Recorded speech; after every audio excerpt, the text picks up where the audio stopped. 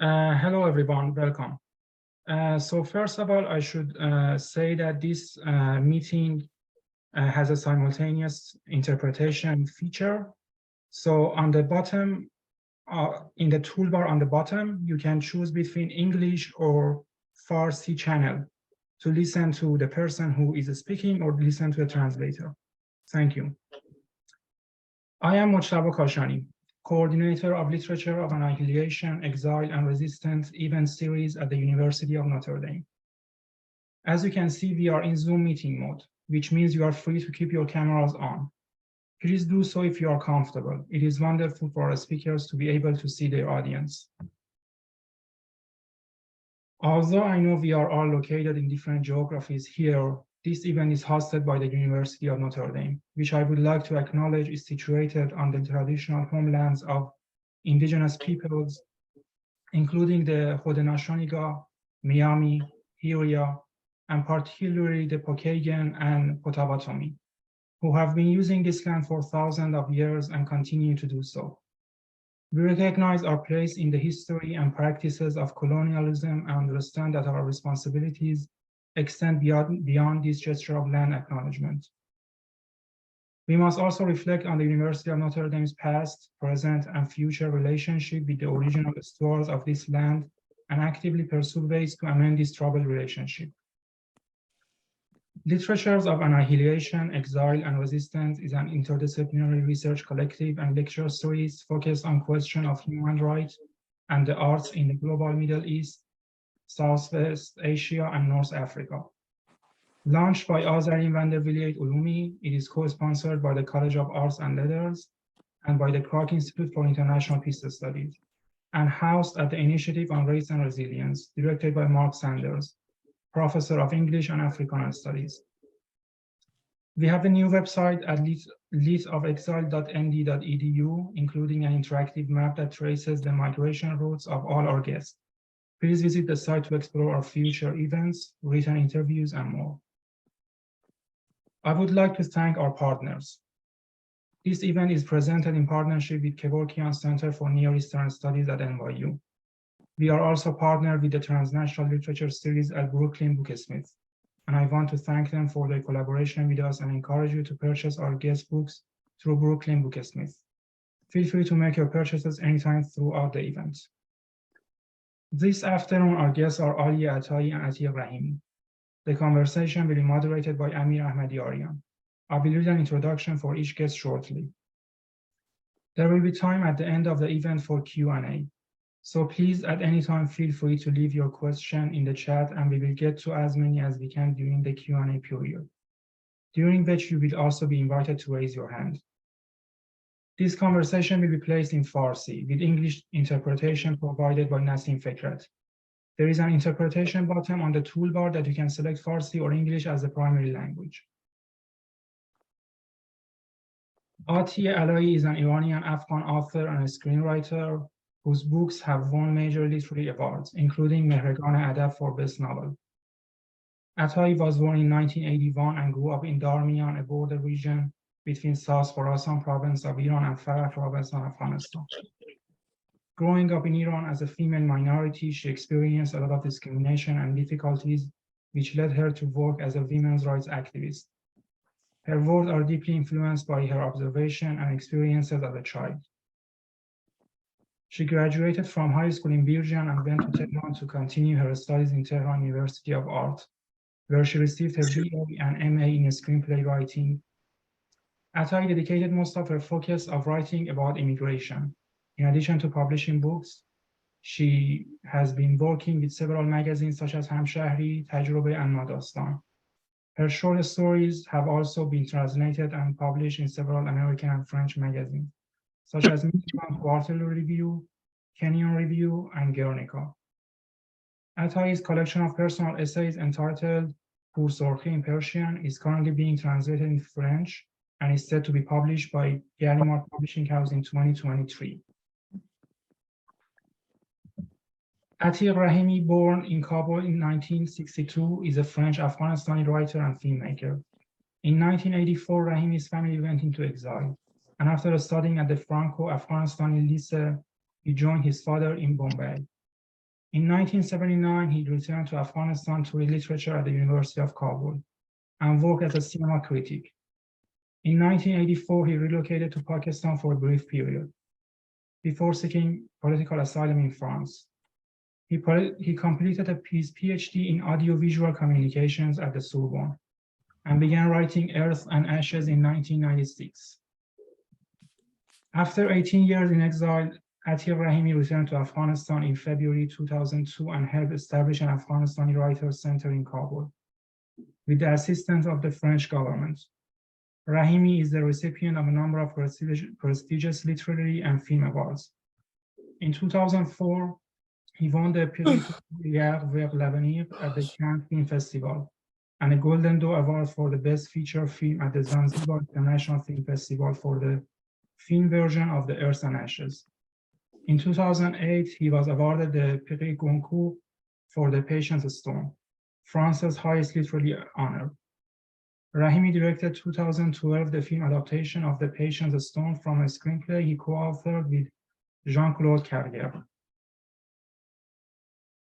The conversation will be moderated by Amir Ahmadi Arian, who has published short stories and essays in the New York Times, New York Review of Books, Paris Review, The Guardian, London Review of Books, Massachusetts Review, and elsewhere. His first novel in English, Then the Fish Swallowed Him, was published by HarperCollins in 2020. He earned a PhD in comparative literature from the University of Queensland in Australia, and an MFA in creative writing from NYU. He teaches literature and creative writing at City College, New York. The conversation will take place in Farsi with English interpretation provided by Nasim Fikret, an award-winning blogger, journalist, and photographer from Afghanistan.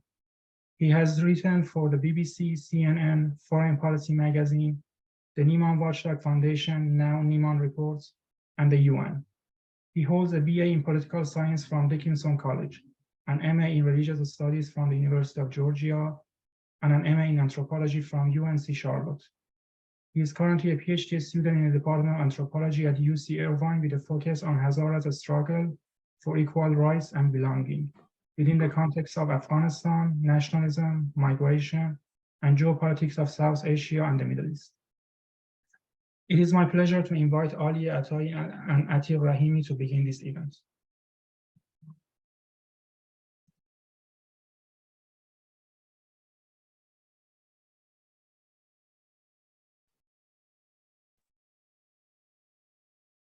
خب سلام به همه دوستان. من الان تو کانال فارسی هستم. So just in case any of you here who's an English speaker or want to listen to the English interpretation, there's a button. من در کانال فارسی هستم الان. میخوام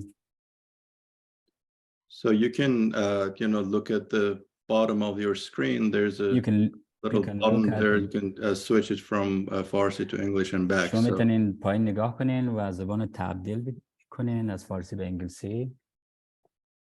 بسیار خوب. Alright. خب از این به بعد پس من و مهمانان به فارسی حرف خواهیم زد و نسیم زحمت ترجمه رو خواهد کشید. عتیق و عالی خیلی ممنون از اینکه دعوت ما پذیرفتین و عالیه جلسه تشریف Thank you very much. و من چند تا سوال هم دارم ازتون درباره کارتون با اونا about your work. بیفتیم و بعد به مسائل دیگه برسیم.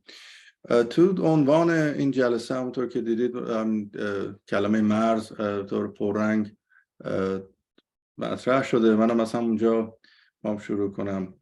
اجازه بدین با عالیه شروع میکنم. شما تو بیوگرافیتون شروع بیوگرافی جدیدی که اخیراً برای من فرستادی خودتو به عنوان یه مرزنشین معرفی میکنین. اولین جمله اینه و تو کارت هم این مسئله مرزنشینی، ادبیات مرز نه خیلی برجسته است، به خصوص تو این کار آخر توی کور سرخی.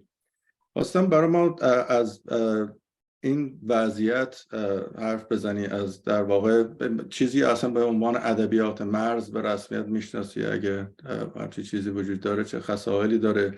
و همین نوشتن از یه موقعیت مرزی، از موقعیت صفر مرزی، چه جور ادبیاتی از اینجا خلق میشه یا تو تا کجا بردی؟ من اول سلام میکنم به شما و به همه کسایی که در این جمع هستن و خیلی خوشحالم از اینکه اینجا حالا مرز برای من خاستگاهه و انقدر که دیگه نمیتونم خودم تعریف کنم بگم که من ایرانیم یا من افغانیم یا من چیم.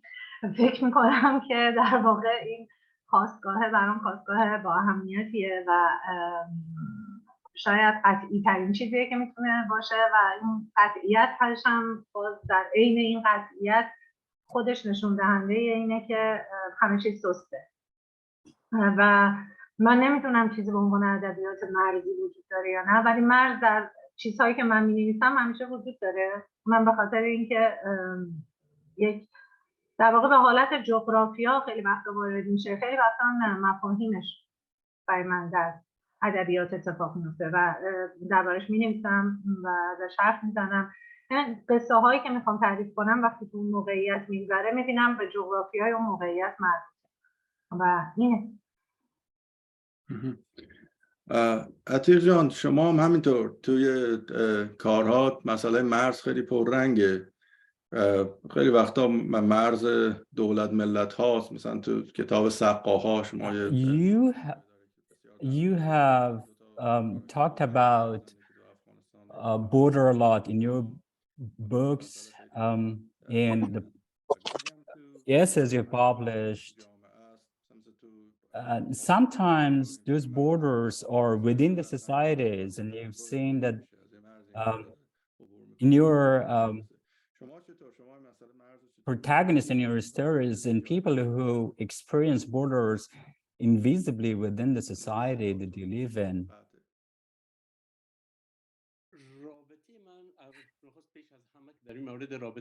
First, my relation with this stuff. Let me say thank you for you all to be here, and thank you for inviting me, and especially those who are watching right now.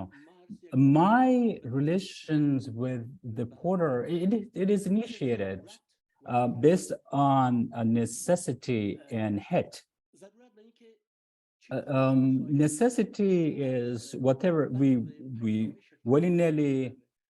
It exists in human societies since the beginning of time. We can't really say that to the degree that we are suffering from the invisible or physical border, external, internal.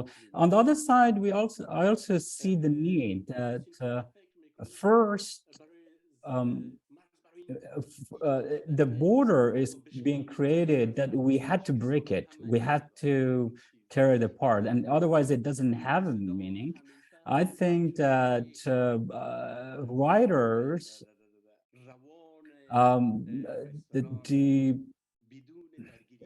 without any conflicts with necessities, they always have struggles. And I think borders have always have encounters and contradictions within the societies, within people. In this way, in all my work, there is always characters who are experiencing internal and external border. And this is the reason that you've seen that oftentimes characters are suspended, and we are, when situated on the border. You can also see in the works of Alie, Ataee, humans, characters are suspended. And this suspension is clear that there is contradictions and encounter between people that I think the writer needs. Alie, Atiq is talking about the suspensions of the characters, and it is it is I think properly said, because I've seen in your work, in your work, red color blindness, and I've seen that, for instance, the character of Salma, the person who is resident in the United States, now this conversation that has been done online, and there were and the way that they're talking, and their families and children are living in the United States, and you can see that there is a tension eventually between them, and we can see that this tension is as a result of this migration that they are trying to exude, trying to release, and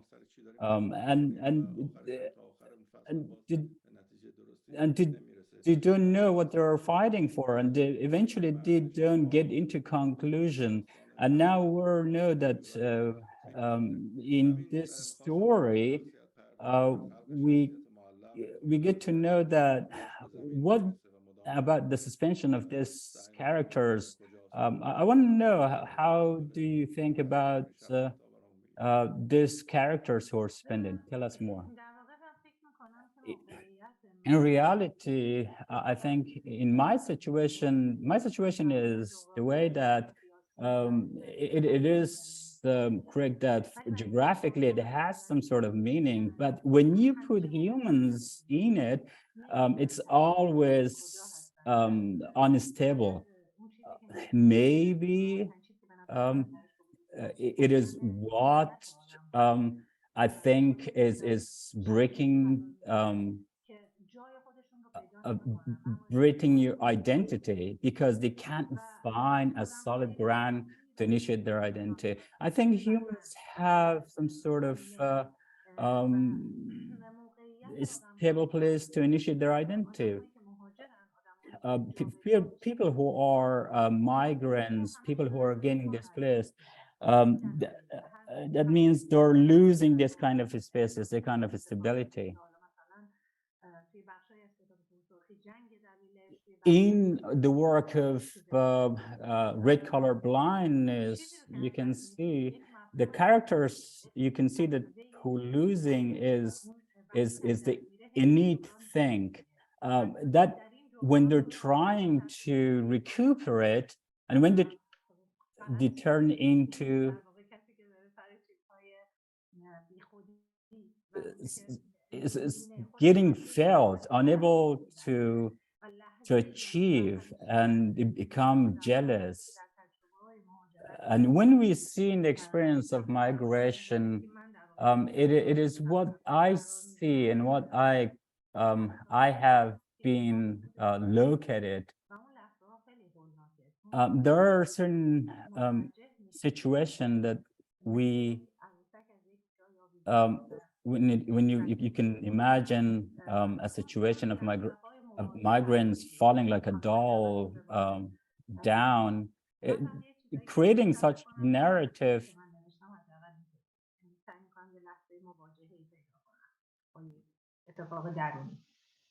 I would like. Yes, you have this tension in that connection, but there is another chapter where you have different tension. For instance, in the second, they're stubborn. They're saying no. Our situation, Iran, Germany is a good place. Iran is a good place. Don't worry. But in reality, you are reminding them that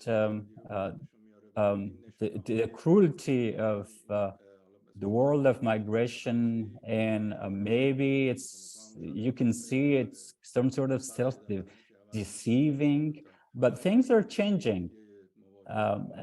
This is also another way of encountering.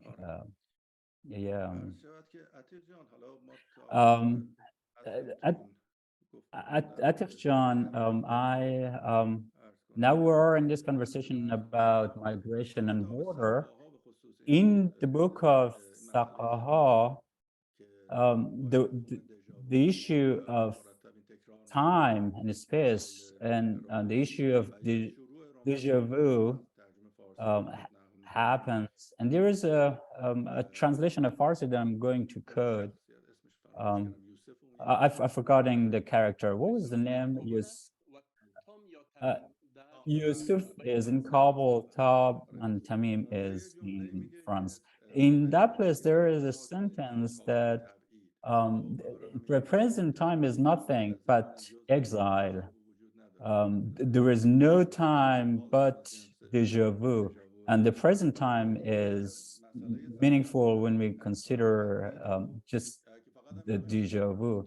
It is not only in this place, but there are other places too, in your other work, but you have dealt philosophically. Can you tell us about it more?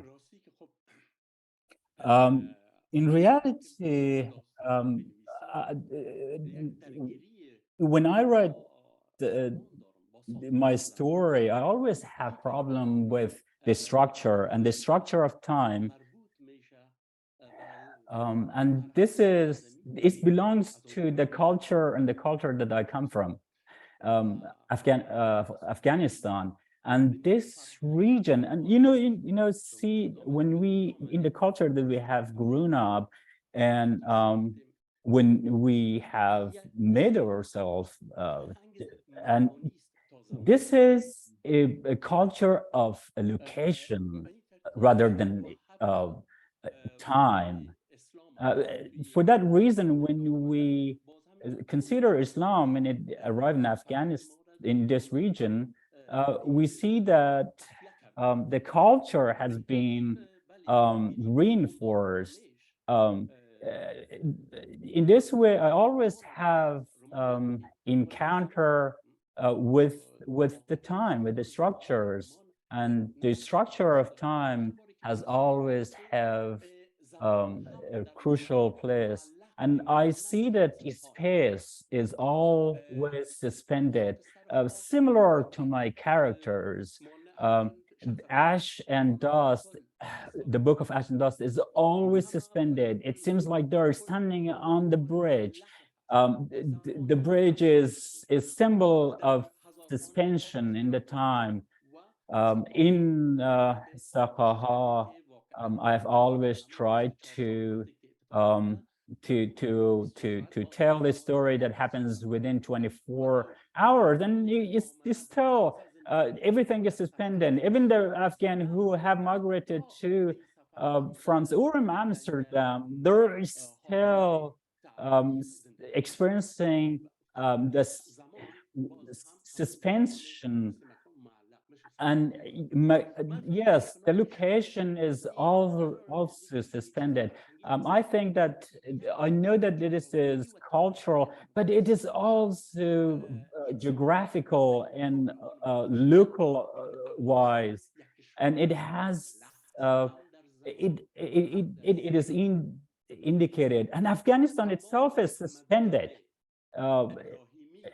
And all civilizations of Abrahamic is going to be ended in Afghanistan. After that, we see that another civilizations, which is Buddhism, begin, and you can see that this time is suspended, and everything we can see that is made of timelessness. And this is basically giving character to all characters, and even myself, my own character. And this dichotomy that you have told us, the culture of location, the culture of special culture. Can you tell us more about it? What do you mean? Oh, our conversation is getting more philosophical.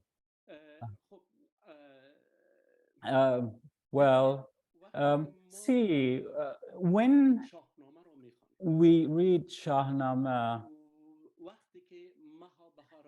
when we read Mahabharata, in all these ancient texts, we see that the writers and intellectuals never thought about time, never thought about space.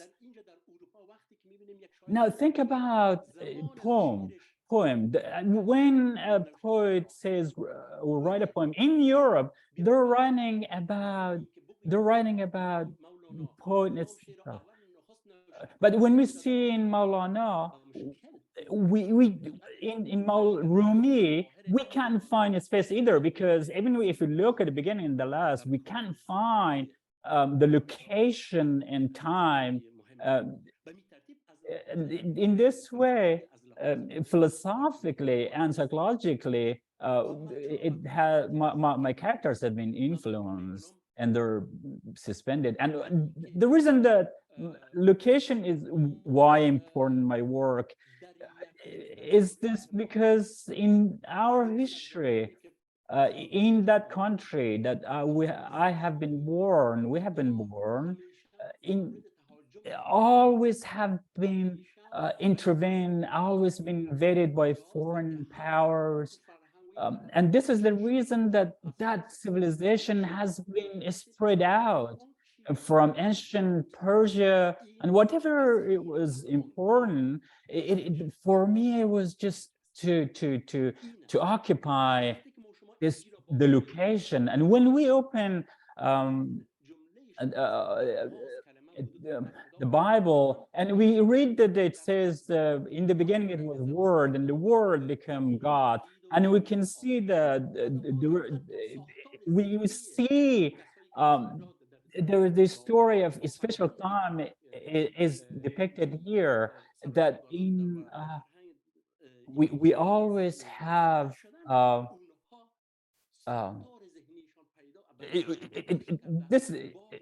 these people have this, they have different, there is a difference. People have grown up with this understanding that there is time, but when we see time in our own culture, we don't see it. It's like going from one place to another place, and whenever we see these places, they don't have succession. Especially, they don't exist. They're not. And when we consider the philosopher like in Sohrawardi or in Ibn Sina, even the topics of philosophy when they're extending, they are different. They don't have that kind of structural time that is exists in the Western culture. Alie John, I have been reading your Kafur. People who know you from Afghan, Iranian writer, there has always been a stress, emphasis on the border. But when you first published the Kafur Push novel, characters in this book are Iranian, not Afghan, but in other work like the dog of the eyes of dog, there are some characters who have who are Afghans, and they have their own problems. They're struggling with their identity in Iran.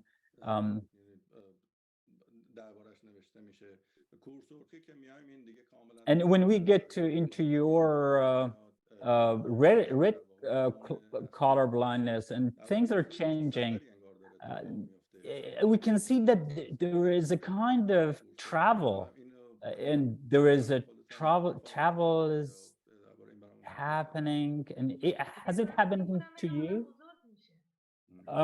I can say that people are growing up in years that I worked on my work. in the years that I spent on my working, I've tried to choose characters, Afghan, Iranian, and Iranian Afghan, but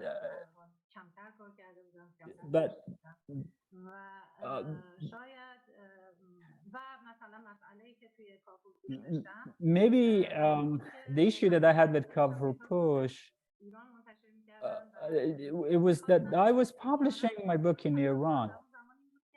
And my understanding and imagination was that I shouldn't write something that would be contradicting with the perspective of expectation of my reader. And the place that I found to write about it actually was the red color blindness.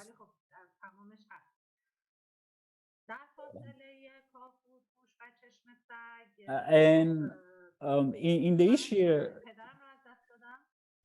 you know, I've lost my father, and when I wrote the other two books,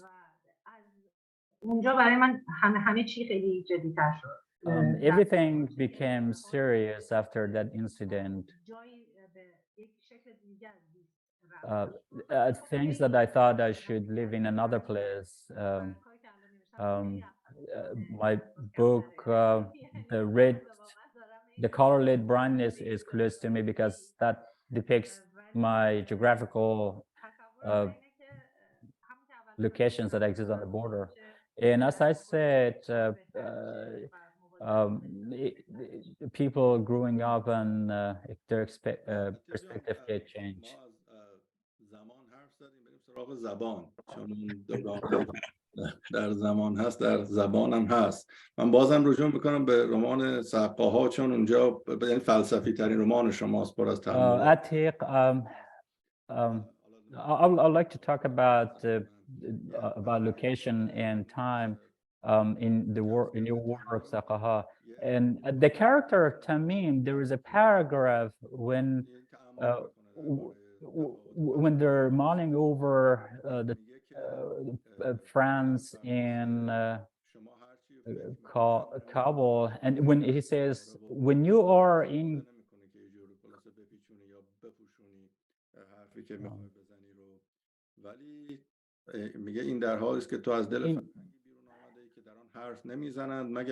it says when you are in a culture that born the way that they're not expressing outwardly, but to keep it internal.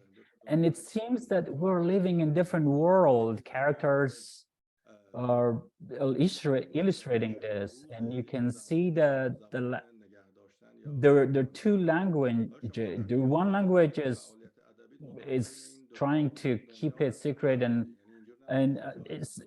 I've seen that you have been traveling all over the places, and now you're in France. And how can you negotiate these two worlds?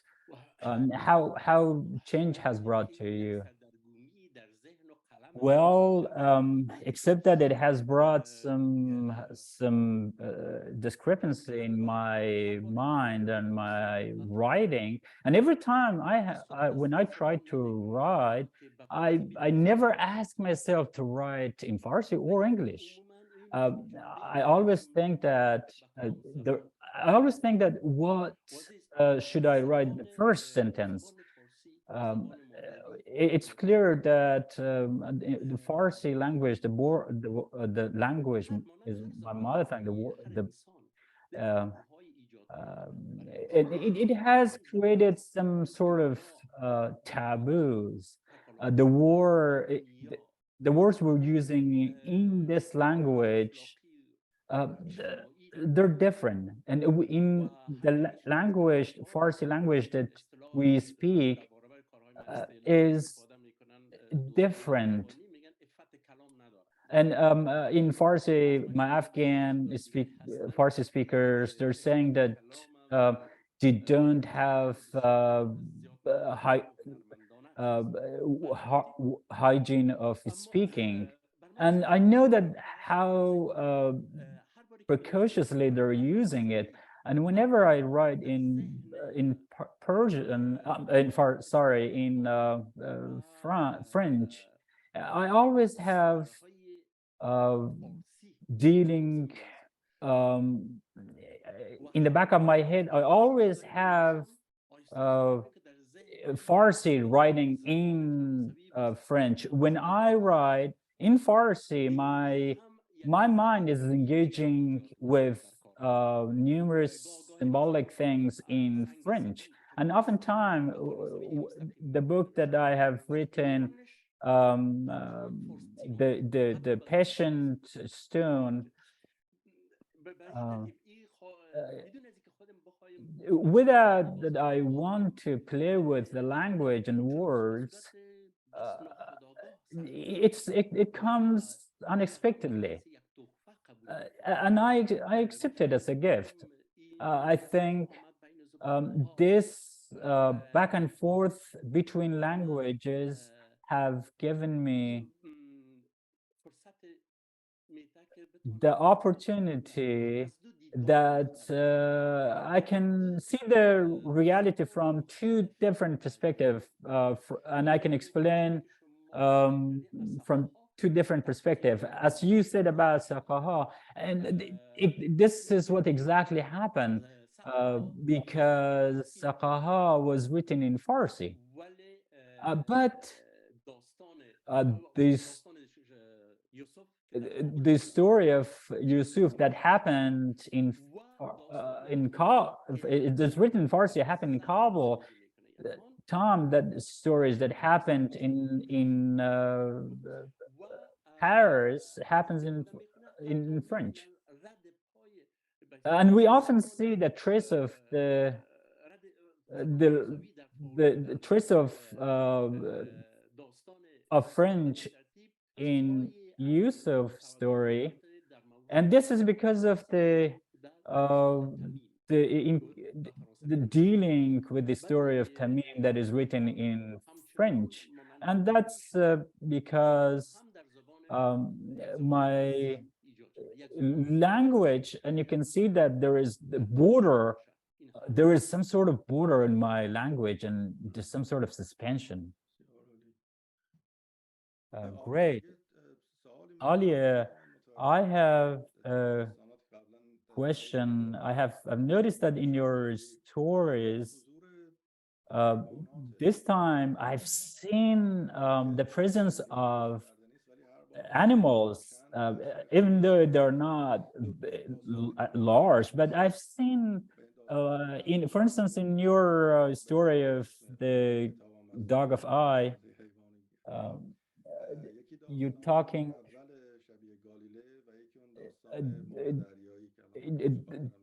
the stories of the Gaul in Galilee, and you have the Python, bring to Iran to sell it, and you can see the identity of humans living in Iran. And this is a very strange story, attacking to Gaul, and you have and there is another chapter that you have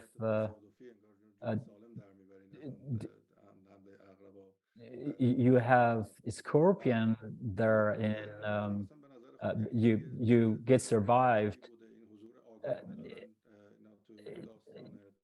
It seems that it has been thoughtful. What do you think about the presence of this animal in your stories? In reality, I don't know where did it come from.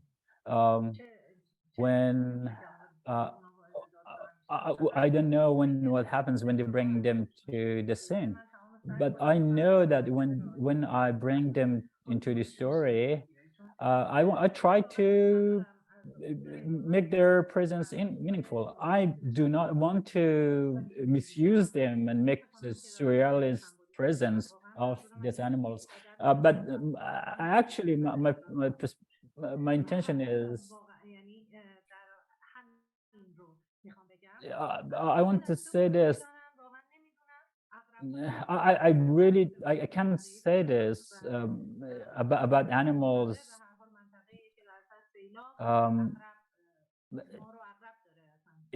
I know that the characters who came from Afghanistan, the place they lived, there were scorpions and python. And I have in my own life, I haven't seen beyond those animals. And in my first trip that I had in the zoo, I was terrified.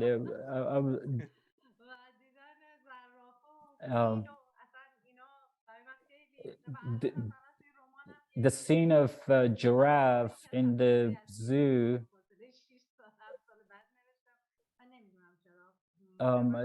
They were interesting, but I don't know why I have animals. Maybe because I wanted to include the nature.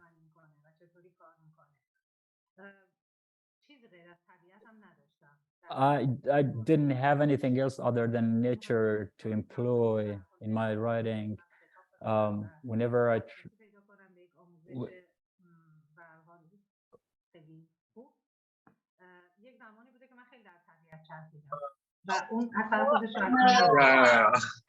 kleine Schritt. Ja, die Collagen.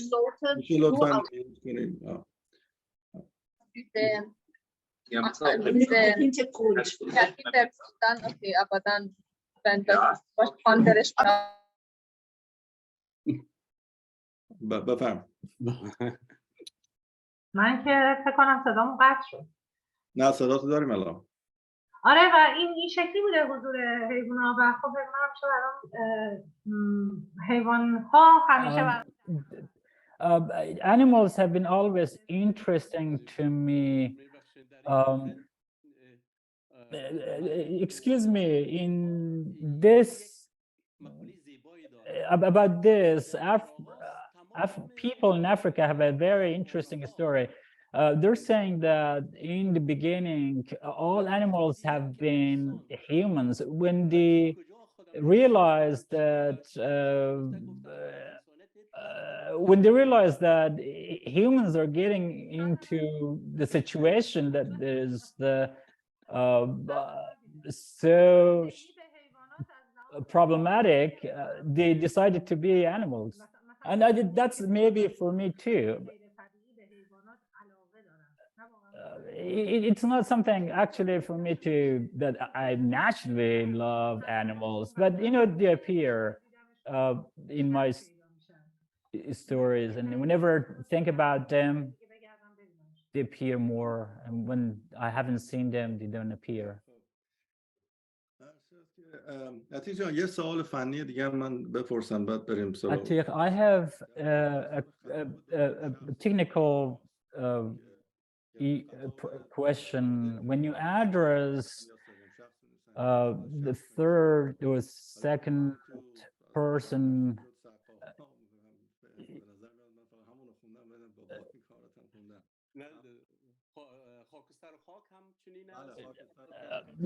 in your stories of dust and ash, in my story of dust and ash, this kind of narrative belongs to the poetic way of telling a story. In poetry, you always call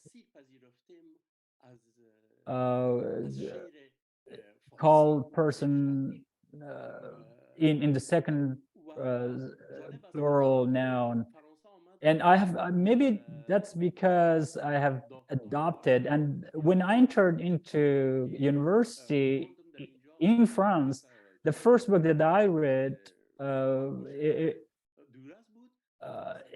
it was a distant lover but there was a book that I read by Bitar, and in that character there is a formal address to the second person as you, For that reason, I think there was some sort of closeness with poetic narrative in our culture. And beside this, when you see my characters, they always have some sort of abeyance, and with the use of second plural noun, and I always try to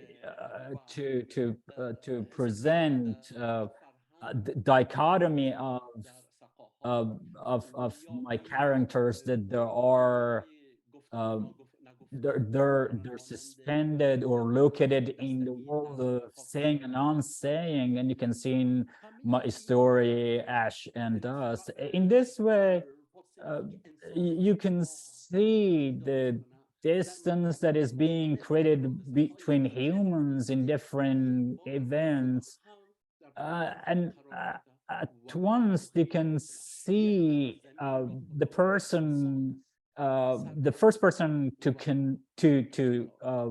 address himself as a second plural noun. Beside this is going to be interesting. When we read the book with the voice, with the voiceless, it's like reading poem. When we read it silently, it's like reading poem. But when we read a story in a loud voice, the listener is getting addressed, and this is also a kind of play, an interplay between these two dichotomies. In the last section, I would like to dedicate to the situation of Iran and Afghanistan. We have seen that there have been unrest of women life freedom in Iran, and similarly in Afghanistan, the Taliban has returned and women have been marginalized, and this is a very tense situation in contemporary world, especially for two countries. I would like to start with Alie. You've been in Iran and you have lived there, and you know the literary society there. What do you think about the impact of what recent unrest in Iran? How do you think? I think that for some reason there has been a silence. Maybe they need to create literature because maybe they need time, because in order to create literature.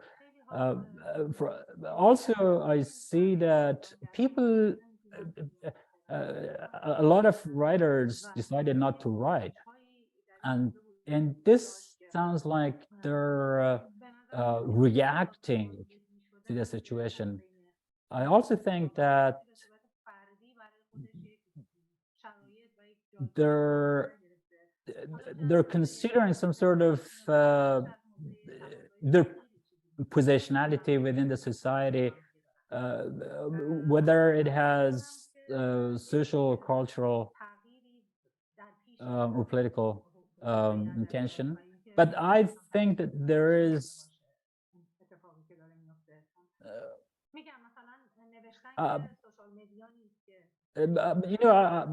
writing is not writing on social media to randomly write something. Writing for a writer needs time.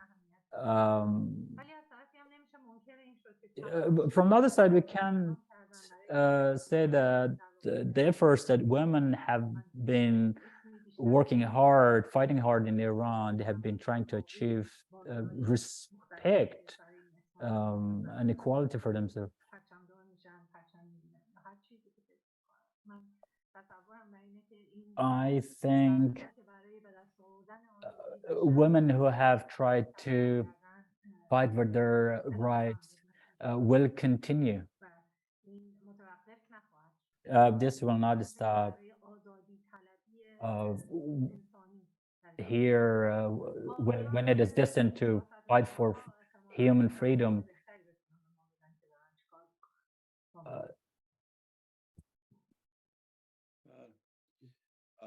عتیق جان، این داستان افغانستان الان خیلی وضعیت پیچیده شده. Atiq,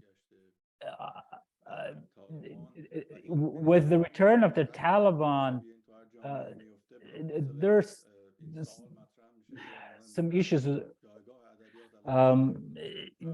It happens in every society, but and the question is, what is the positionality of literature? What do you think?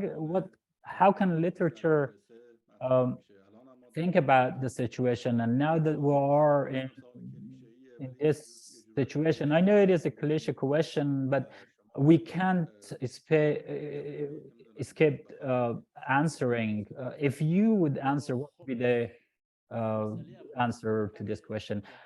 Well, the situation of Afghanistan is getting worse compared to Iran because the writers have lived in Afghanistan. They had a place, they lived there, but now they're exiled. Majority of them went to Iran, France, and other countries, and this needs time. As Alie said, maybe they can't write despite having a spatial or distance. They need time. The writer who have become exiled to Western countries, they perhaps need some time to write about their experience, biography. They can bring in their stories into writing. From the other side, on the other side, we can see that people inside Afghanistan are sending me poems. This is what I see, that there is a relationship between novel and poetry. In poetry, you can just scream at that instantly, maybe silently, but writing a novel needs time. But now we're trying to encourage authors who have left Afghanistan, arrived in Europe, that they can continue writing. And I know that people who are in France, there are playwrights, and even tonight in the city theater, there is a show that is going to be performed. Yeah, their writers are working, but because inside Afghanistan they can't do that, the only thing they can do is write. Yeah, but maybe not writing novel, but maybe poetry. اگر که صدای من رو دارین، به خاطر اینکه به من گفتن که گوشی بذار صدات ضعیفه. صدات برای ما خوبه. امیدوارم که صدام برای آقای نسیم هم خوب باشه. من یک مسئله رو که در مورد افغانستان فکر میکنم، اون اینه که همونجور که وضعیت about Afghanistan, that I'm thinking that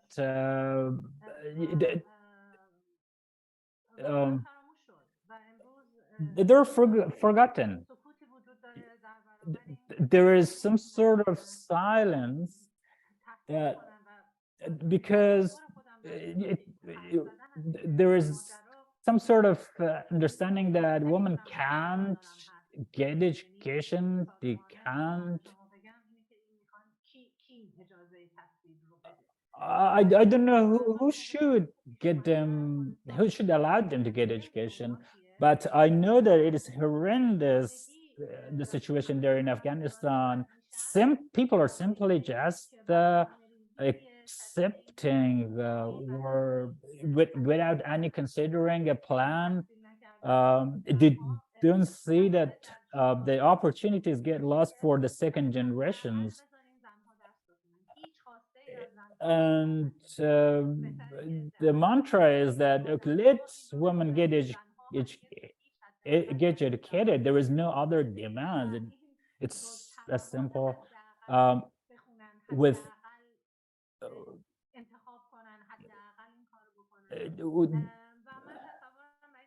I can tell, I think that women in Afghanistan with empty hands are standing up to fight for their rights to get back to university, and this is the only way that they can get survived. And people who have brought this on them also responsible, and I have written about this, and I don't know who should give this permission to get them to university. I think people who have delivered Afghanistan to, they're responsible, and they can't maybe accept what they have done. There's some other options that class are getting offered online, but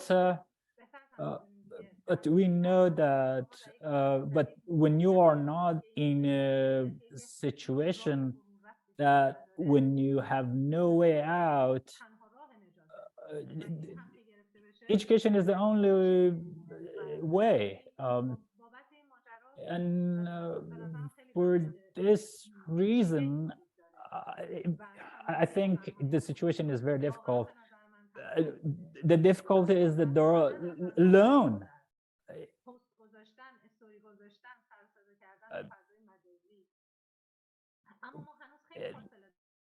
We have so much distance.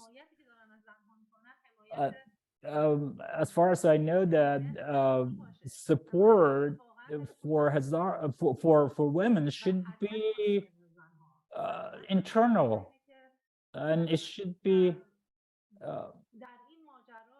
in this situation. We can't compare the situation of women with Afghanistan. They're two different society, they're different way of life.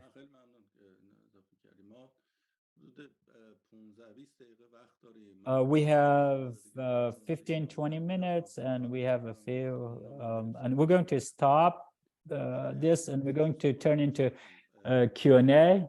Mr.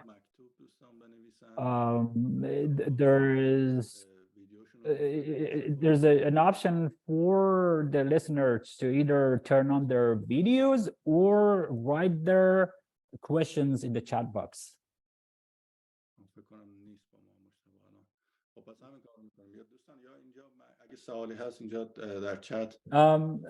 My friends, if you have questions, you can write down your questions in the chat box.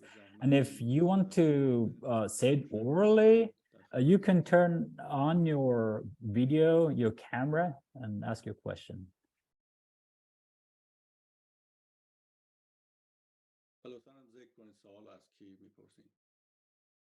You can also say your question is directed to which participant.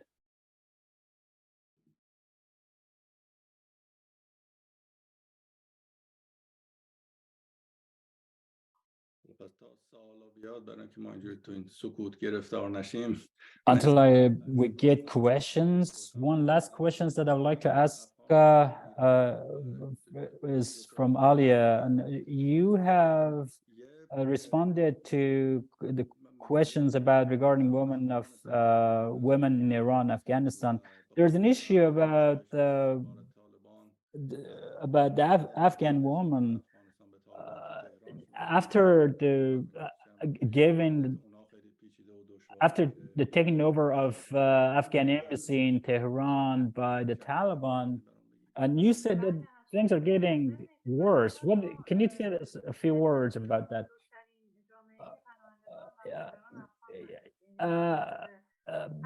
Iran is the biggest country that hosts Afghan migrants. There are nearly 8 million, and the majority of them are not immigrants. They're exiles, and the problem is in Iran, they don't provide citizenship. They have been there despite for ages.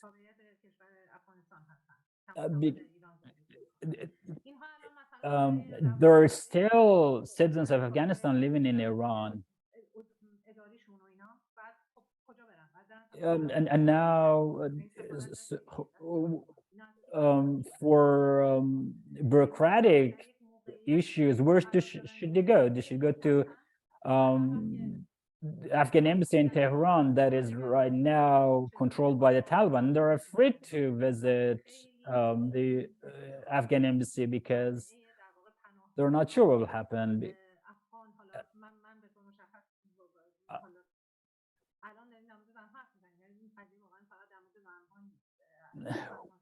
We're talking about everybody, not only women. In the last maybe a month and a half, we don't know what's going on. But it is very concerning. I can only tell that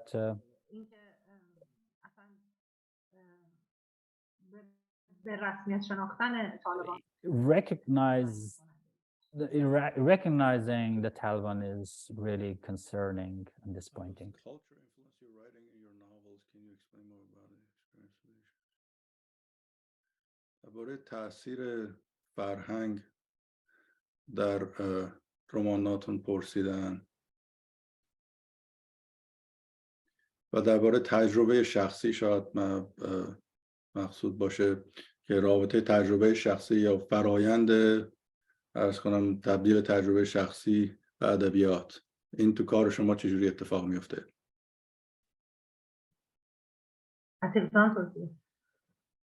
شما ببینین I see about this. I think if I haven't had the experience of war, and if I haven't had the experience of exile, and if I haven't had the experience of falling in love, I wouldn't be able to write these things.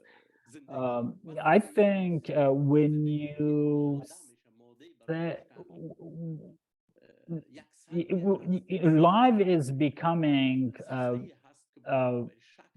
a reason to write. It's like sometimes like a rock. You want to ship it. For me, writing is like a big rock and want to ship it, which I call it live. In every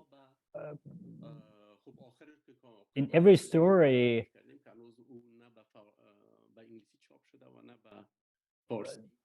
I have depicted this.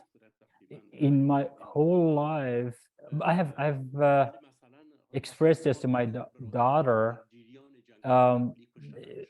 But in the story of Ash and Dust, if it hadn't happened to my brother, I wrote it to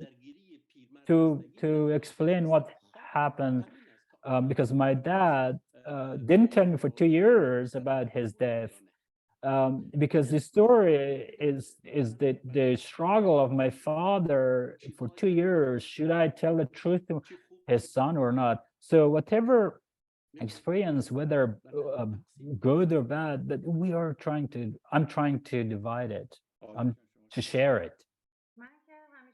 Alie, what do you think? I think we as a person, we don't have anything else but ourselves, and whatever we see and experience is filtered through us.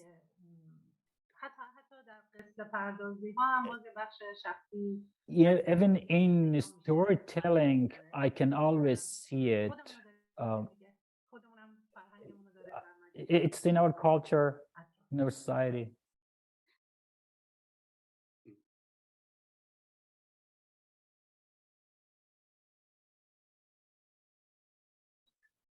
باقی دوستان سوالی؟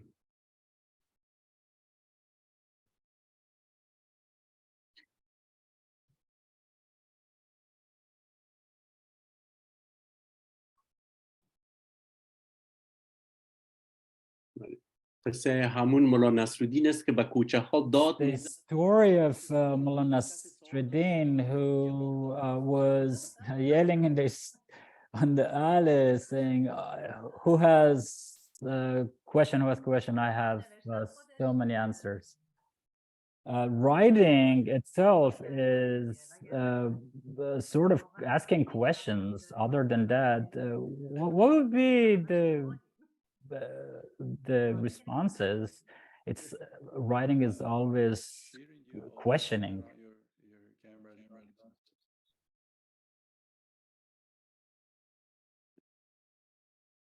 Sure, go ahead. خب با تشکر از هر دو تا شما از هر سه تا Thank you all. You have talked about locations and time in your writing. I myself got out of Iran when I was 17 years old. I've never thought of traveling, but like everyone else, like Iranians, we became refugees for the reason that happened in Iran. When I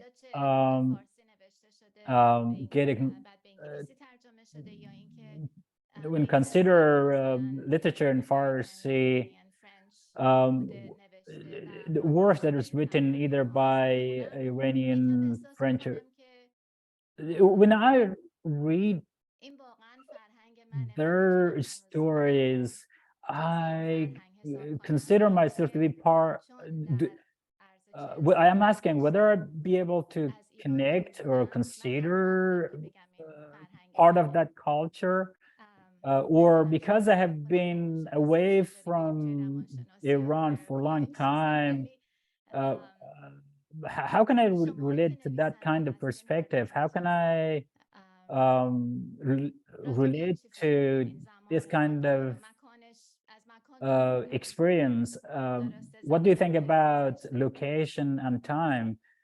Because I've been far away from my country.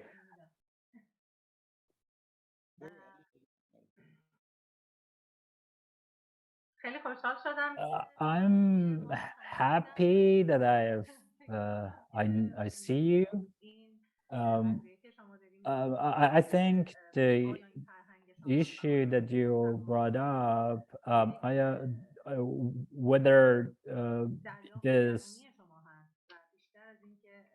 experience of location and time is your internal or part of culture. I think it always exists. When you read literature in your mother tongue, I think it's yours. That country is yours. Culture is yours. I don't know why you shouldn't consider it part of yours. It's not like politics. It's like a book that you read in your private, and it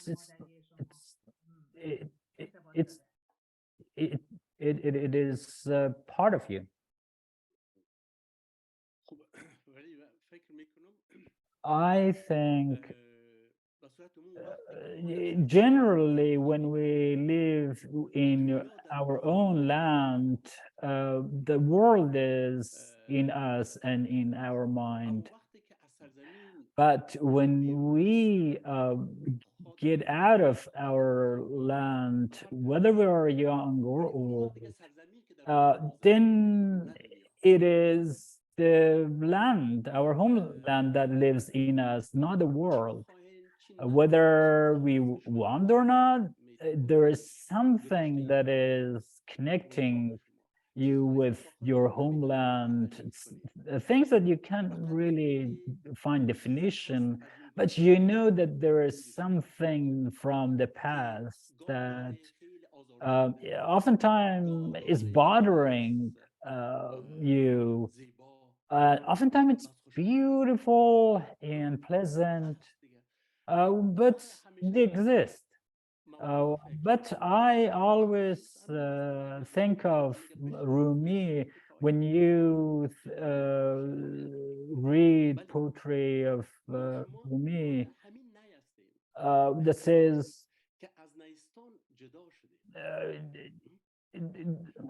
read the story from the reed that is complaining about distance and separation, but we can see that if the reed was left behind in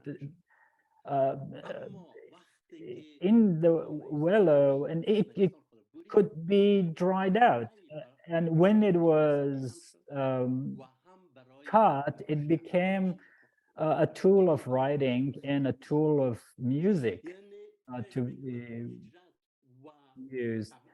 And I think that migration and exile has given the opportunity for us that we can recreate ourselves. It's an opportunity for reborn. مرسی. Thank you.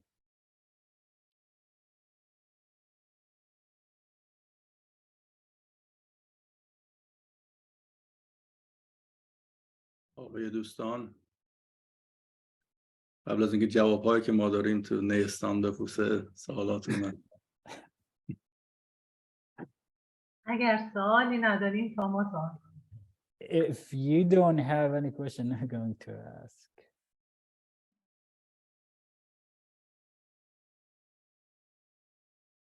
بسیار خوب. من All right. اگر سوال دیگه If حرفی نیست، you جلسه رو don't have any other questions, we can end this meeting. Thank you very much for Alie and Atiq to participate in this meeting. And thank you all for joining us today to listen to what we have talked about. And thank you. I hope you enjoyed, and thank you. Have a good day.